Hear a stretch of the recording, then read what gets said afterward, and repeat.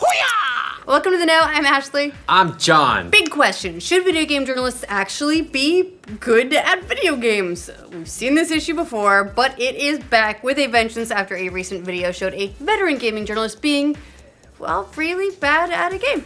So that has led to a ton of reaction from gamers who wonder, if you're not good at video games, should you be covering them? It's an issue that highlights some of the unique qualities of video games as a medium and the people who follow them. Unlike fans of movies, TV, or music, gamers actively participate in video games rather than just passively consuming them. What if you shout advice at the characters on the screen? Then are you actively participating in your movies? Because that's what I do. Well, you can't affect the movie. You just affect everyone around you, You not don't know enjoying that if you shout at them, they might understand that the danger is right behind them. Yeah, this might happen.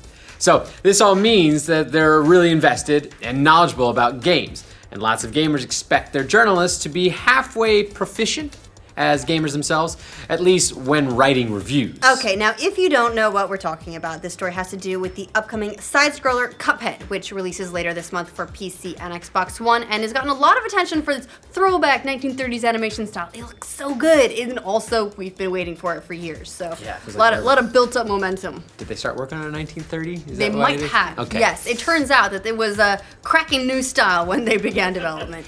But recently, GamesBeat writer Dean Takahashi posted footage of his playthrough of the game's demo at Gamescom. And it wasn't pretty at all. What the game was. Yeah, his use of the game was not pretty.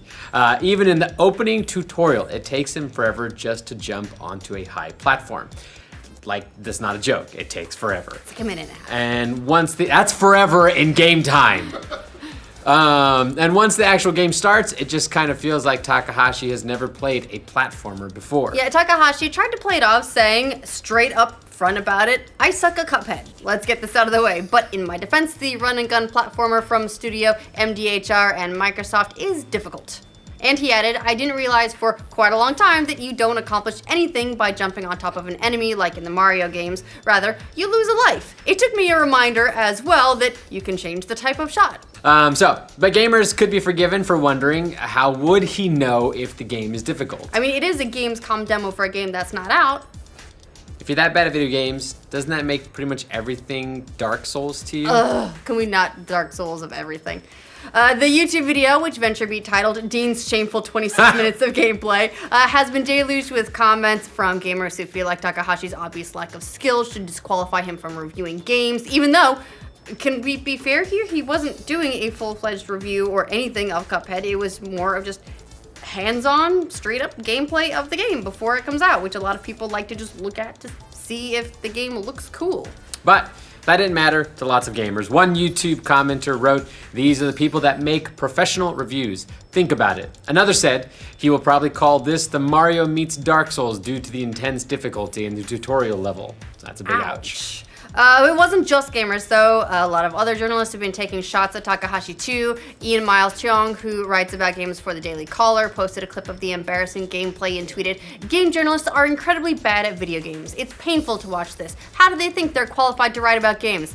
I don't know, Ian. How are they?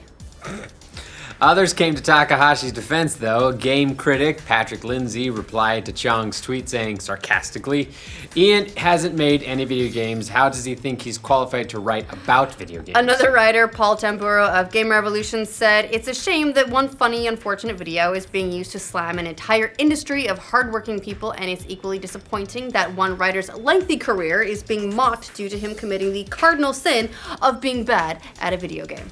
And that's the other side of the coin. Lots of reporters cover subjects that they don't personally have any expertise in. We don't expect every NFL reporter to be able to suit up, so why is a games journalist different? On the other hand, now, and I do understand it's not unfair for people to want a game reviewer to be decent at the game they're reviewing, otherwise every review is going to boil down to, wow, this new Kirby's Adventure is really hard, and nobody really learns anything that way. You can't get a good feel for what typical experience would be like if someone who sucks at the game is saying that it's difficult. You know what I mean? Gaming is different from a lot of other forms of media. Gamers expect a degree of authenticity from journalists that you don't see anywhere else. Of course, we've seen this happen a lot in the past. Remember the Polygon Doom gameplay video? Yup. Or when Game Informer posted 90 minutes of Destiny 2 gameplay and everyone noticed that whoever was playing it really sucked. Also, yes. In both those cases, gamers were left wondering, why the heck is this noob writing about video games? Now, let's be fair to Takahashi, though. He does a lot more than review games. He has covered video games for 18 years. He's written books about the Xbox and the Xbox 360. Takahashi covered Blizzard back when it was known as Chaos Games. He also organizes the annual Games Beat and Games Beat Summit conferences. So, yeah, dude knows a lot about the industry. But Takahashi has also admitted in the past that he doesn't have as much time these days to play video games. Last year he wrote, "The more I write in a day, the less time I have to play. I have stopped trying to play everything. I get a taste of games and leave more of the full reviews of finished games to others." So, see, that's the important thing. And it's true. I have so much less time to play games when I'm covering games, but then you leave the reviews to other people, which is what he's doing. At the end of the day, should Dean Takahashi review games like Cuphead? Maybe not. Okay, probably more than maybe not given the little demo, but it's hard to believe that he doesn't have any value as a journalist, given that he's been covering games for longer than a lot of gamers have been alive, even if he is bad at them. So, what do you guys think of Dean Takahashi being super bad at Cuphead? Does that mean he shouldn't cover games anymore? Let us know in the comments. I mean, if we shouldn't be covering games, if we're bad at games, you should probably find a new channel because, well, there are a lot of genres that I'm not amazing at. How dare you? I am an expert in every genre of Every video games genre out of there. video game? Come at me. Sure. For all your gaming news or coverage from people who are also bad at games, make sure you like this video. If you're new around here, subscribe to The Know. We're really good at everything, promise. I'll send you my highlight video. What does it cause? Does it cause a disruption? Cause a disruption. I don't know. We can't have that. Welcome to The Know. We're not doing that. Rather, you lose a life. It took me a